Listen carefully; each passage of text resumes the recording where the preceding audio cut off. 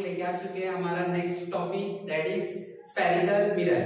तो once again welcome everyone. तो हम लोग आज देखेंगे कि स्फेरिकल मिरर क्या होता है। लास्ट टाइम पे हम लोगों ने देखा था कि प्लेन मिरर जो होता है वो क्या होता है और प्लेन मिरर में इमेजेस जो होते हैं वो कैसे बनते हैं। तो आज का बड़ा प्यारा सा टॉपिक है स्फेरिकल मिरर। तो once again welcome everyone to wonderful beautiful सा चैनल द एसएम एकेडमी। तो स्टार्ट करते हैं। हम लोगों ने मिरर के बारे में देखा था। जो मिरर होता है वो दो टाइप का होता है, एक प्लेन मिरर होता है और एक स्फेरिकल मिरर। तो प्लेन मिरर का डिस्कशन तो हम लोग ने लास्ट टॉपिक में किया था, राइट। तो आज का जो टॉपिक है this will be totally based on spherical mirror. तो let us begin. Okay, so when we talk about spherical mirror, जब मैं स्फेरिकल मिरर की बात करूंगा तो देखो यहाँ पे जो नाम है स्फेरिकल मिरर, राइट, जो नेम है यहाँ पे स्फेरिकल मिरर। स्फेरिकल मिरर हमें क्या बता रहा है कि कुछ तो यहाँ पे स्फीयर से रिलेटेड होगा, राइट। तो बिल्कुल सही। यहाँ पे क्या होता है, हम लोगों को एक स्फेरिकल ग्लास लेना होता है। ओके, तो अगर मैं स्फीयर लेता हूँ जो कि ग्लास से बना हुआ है और उसका हम लोग एक छोटा सा हिस्सा कट करके निकालते हैं, तो जो हिस्सा हम लोग कट करके निकालेंगे that will be A spherical surface, और उसको हम लोग रिफ्लेक्टिंग बना के पॉलिश करके उसको मिरर बना सकते हैं। तो हम देखते हैं ये कैसे किया जाता है।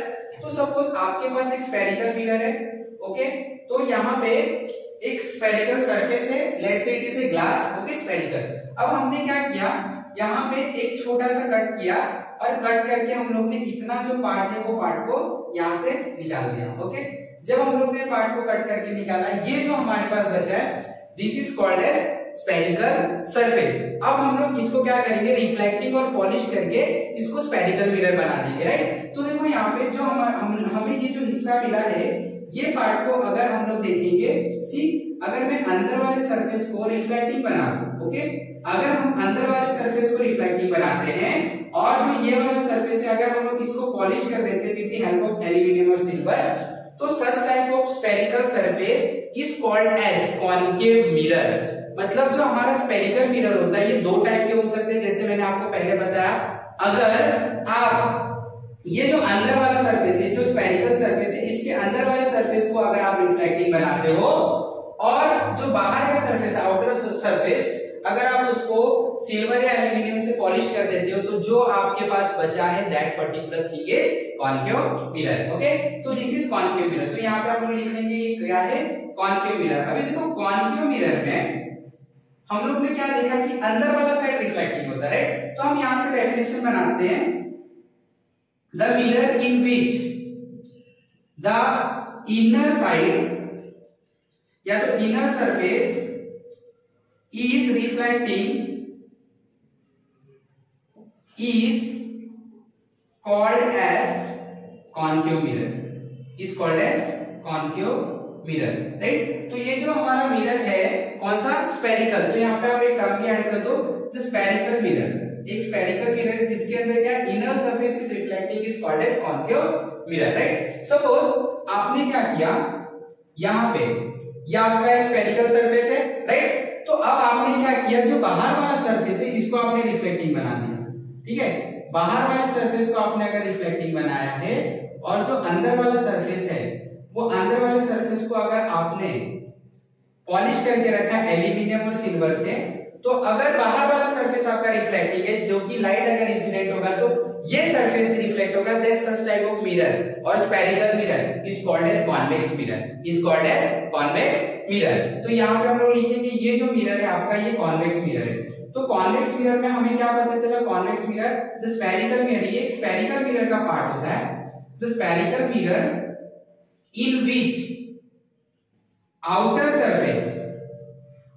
Surface is made reflecting. हम लोग ने आउटर सरफेस को क्या बनाया है, रिफ्लेक्टिंग बनाया। तो in this case it is called as convex mirror. इसे हम क्या बोलेंगे, कॉन्वेक्स मिरर, राइट। तो अभी हम लोगों को पता चल गया जो स्फेरिकल मिरर होता है वो दो टाइप का होता है, first one is concave mirror and convex mirror.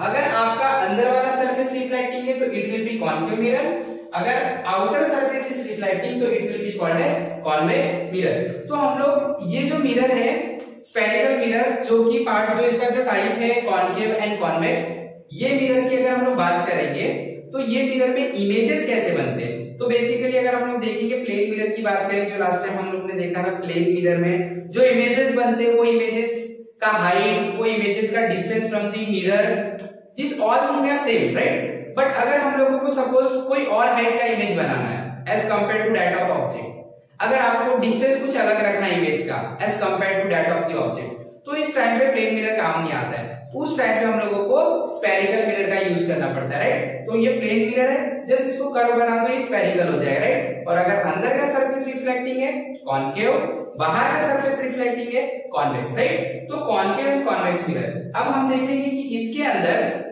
जो इमेजेस बनते हैं वो इमेजेस किस तरीके से बनते हैं। In order to understand that हम लोगों को ना ये मिरर जो स्फेरिकल मिरर है इसके कुछ पैरामीटर को समझना पड़ेगा। Late us see what is that parameter. Okay, parameter को हम लोग समझते हैं, बहुत सारे पैरामीटर्स होते हैं उसके अंदर आपको कुछ इमेजिन भी करना पड़ेगा।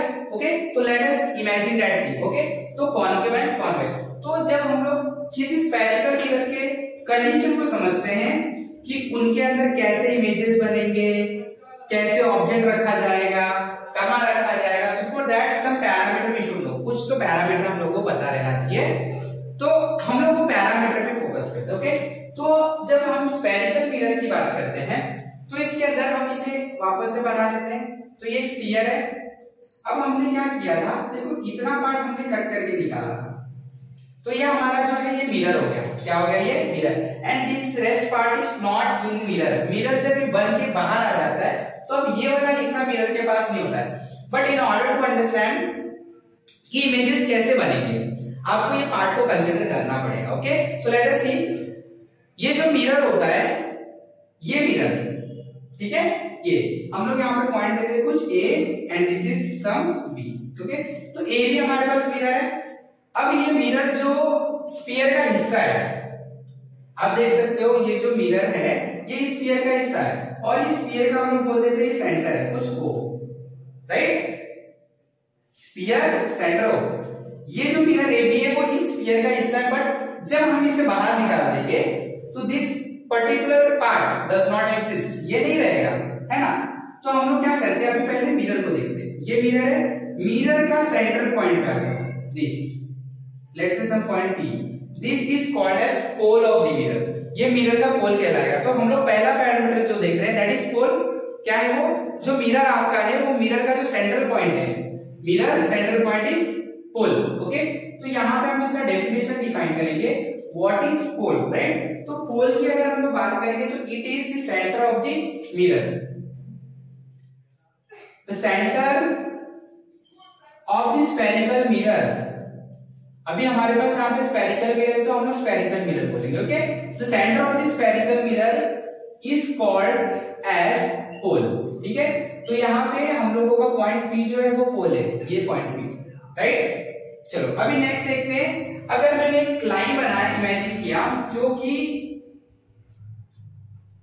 स्फीयर के सेंटर से और पोल से पास हो रहा है, स्फीयर के सेंटर से पोल से पास हो रहा है, तो ये वाली इमेजिनरी लाइन को हम लोग बोलते हैं principal axis of the mirror, right. तो हमारा जो सेकंड पैरामीटर है that is called as principal axis of the mirror. Okay, तो यहाँ पे हमारे पास प्रिंसिपल एक्सिस है, तो यहाँ पे हम लोग लिखा the line passing through, imaginary line भी लिख सकते हैं, the line passing through centre of the sphere, through centre of the sphere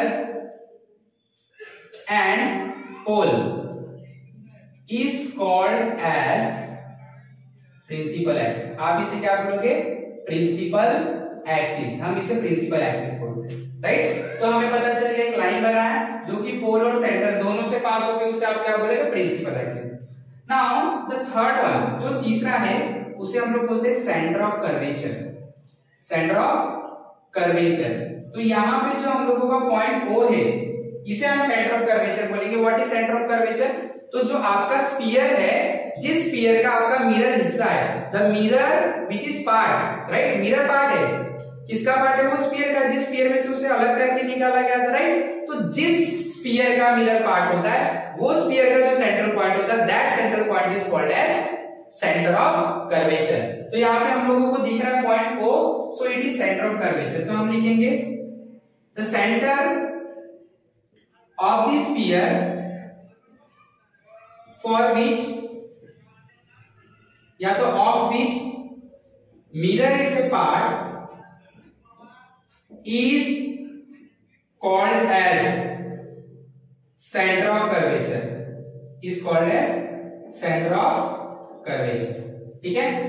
now next, अभी देखो जरा ध्यान से, अगर आप देखोगे, अगर सपोज हम लोग मान लेते हैं ये आपका मिरर है, ठीक है, यहां से कोई लाइट पास होती है पैरेलल, अगर कोई लाइट पैरेलल पास होता है और मिरर को टकराता है तो obviously we know that mirror का रूल होता है, अगर लाइट उसके ऊपर आके टकरा रहा है तो ऑब्वियसली वो लाइट को रिफ्लेक्ट होना है, and this is reflecting surface, let's say.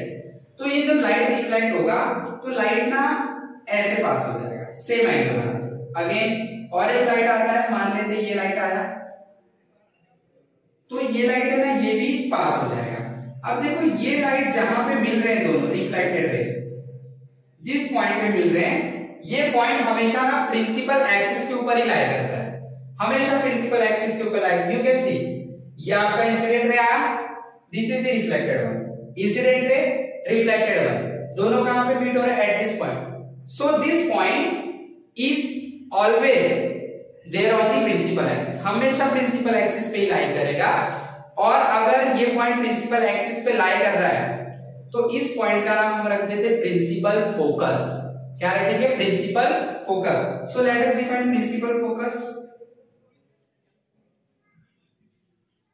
Principal focus, okay. तो what is principal focus? The incident ray which is parallel to principal axis, which is parallel to principal axis,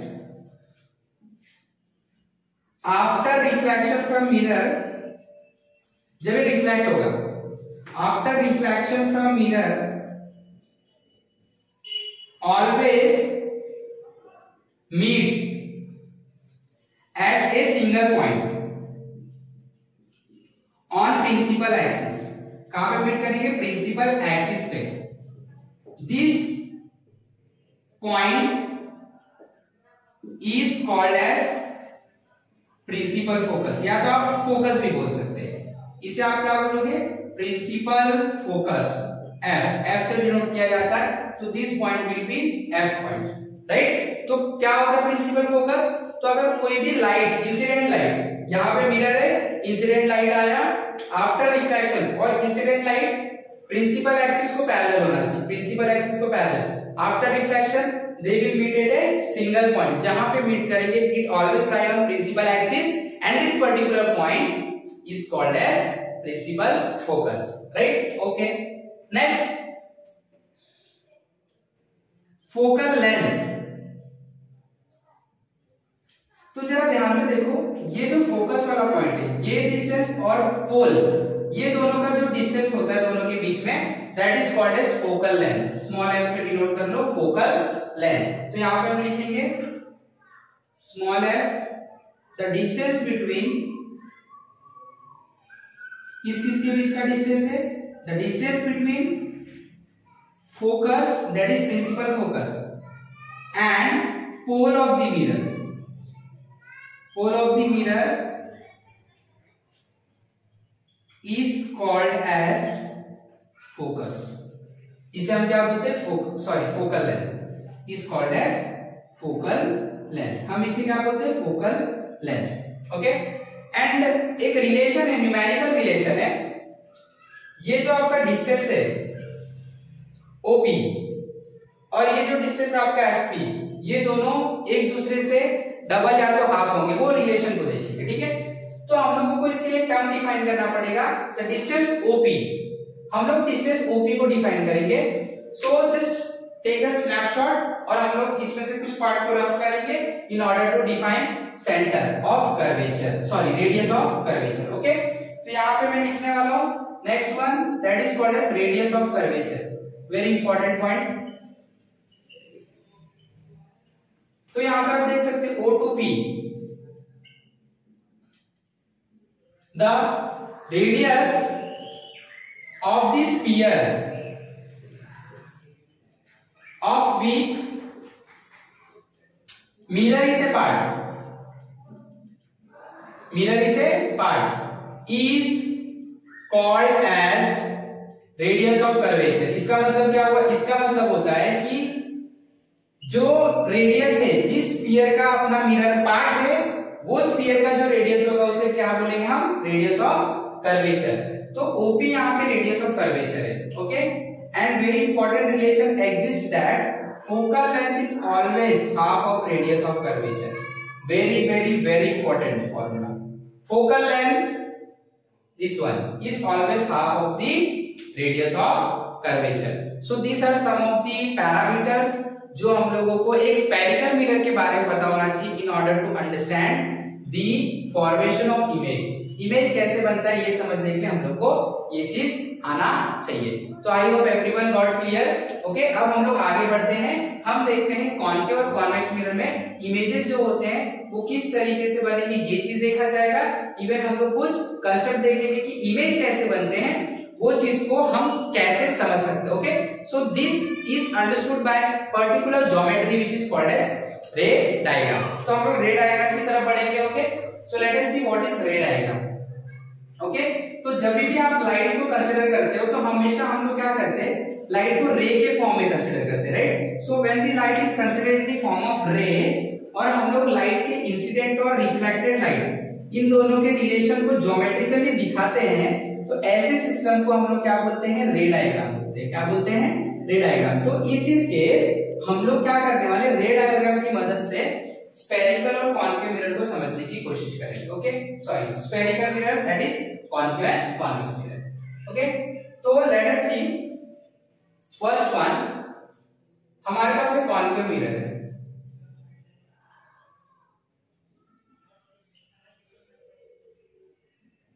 ठीक है, concave mirror. कुछ मैं आपको condition बताऊंगा, rule बताऊंगा, क्या क्या रूल होते हैं स्फेरिकल मिरर के, वो रूल हम देखेंगे। उसके बाद हम लोगों को समझ में आएगा कैसे इमेजेस बनते हैं। ओके, रूल नंबर 1, ये दोनों के लिए काम करता है, तो हम लोग रूल से जाएंगे। Rule number 1, suppose if incident रे is parallel to principal axis, parallel to principal axis, अगर आपका जो इंसिडेंट लाइट आ रहा है is parallel to principal axis, then after reflection, अगर वो लाइट रिफ्लेक्ट होता है, it passes through focus, हमेशा फोकस से पास होगा, that is principal focus. Okay, let us see, रे डायग्राम से समझते हैं इसको। लेट्स से ये आपका मिरर है। ओके, जहां पे this is the polished one, और अंदर का जो सरफेस है आपका, इसे हमने रिफ्लेक्टिंग बनाया। ठीक है, रिफ्लेक्टिंग बनाया। Now let us understand the ray diagram. तो मैं यहां से प्रिंसिपल एक्सिस बनाता हूं। So this is the principal axis, this is pole of the mirror, this is some centre of curvature, और इसका हाफ जो रहेगा वो आपका फोकस रहेगा, कैपिटल है, राइट? चलो देखते हैं। If incident ray is parallel to principal axis, तो इंसिडेंट रे बुला लेते हैं। इंफिनिटी से बहुत दूर से आ रहा है जो रे, तो पैरेलल ही आएगा, ऑब्वियसली नेचर का रूल है। अगर कोई भी लाइट बहुत दूर से आ रहा है तो इट ऑलवेज ट्रेवल पैरेलली, आते आते वो पैरेलल बन जाता है, अर्थ के सरफेस पे आता है। ओके, और एक लाइट ले लेते हैं हम, इंसिडेंट रे। अब जब ये रिफ्लेक्ट होगा तो ये ऐसे पास होगा, और सेम ये वाला जो रे है वो इस तरीके से पास होगा। तो आप देख सकते हो कि ये जो रे है कहां पे मिल रहे हैं? फोकस पे मिल रहे हैं, राइट? तो this is the rule. If incident ray is parallel to principal axis, incident ray parallel to principal axis, तो it always passes through focus. दोनों कहां से पास होंगे? फोकस से पास होंगे। ये हर एक जगह पे फॉलो होगा, ये नियम को मिरर को फॉलो करना ही पड़ता। Second, rule number 2, if incident ray passes through focus, then after reflection it become parallel to, after reflection जब रिफ्लेक्ट हो जाएगा it become parallel principal axis.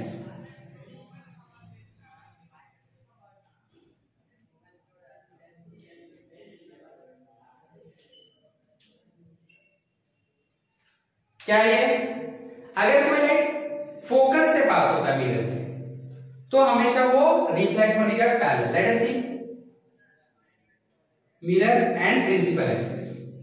This is the pole, this is some centre of curvature, this is the focus. Okay, अगर suppose कोई light आता है और focus से pass हो रहा है, लेट्स से ये एक लाइट आ रहा है और ये फोकस से पास हो, तो जब यहां से रिफ्लेक्ट हो जाएगा तो ये रिफ्लेक्ट होने के बाद प्रिंसिपल एक्सिस को पैरेलल हो जाएगा, it become parallel to principal axis. देखो ये इंसिडेंट रे है, ये फोकस से पास हो रहा है, तो whenever incident ray passes through focus then after reflection, reflect होने के बाद it become parallel to principal axis. This is the principal axis, parallel, it become parallel. तो again this is the second law which is followed by mirror. Okay, जो तीसरा नियम है mirror जो follow करता है, that is if incident ray passes through center of curvature,